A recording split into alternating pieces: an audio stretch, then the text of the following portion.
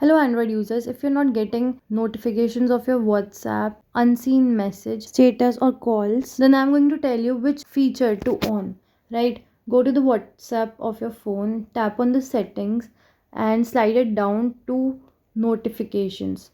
Tap on notifications and here you will see the second option as reminders.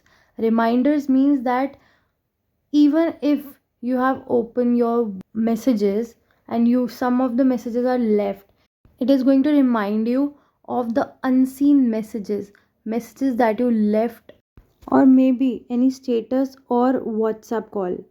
Quite helpful feature in case you don't want to scroll your messages down to check, or maybe just calls as well. In case you are someone who does not like to scroll down and you still want your notifications to show your unseen messages, then this is going to help you a lot. For more such videos, stay tuned and also comment what you want to know from us. See you in the next video. Tada.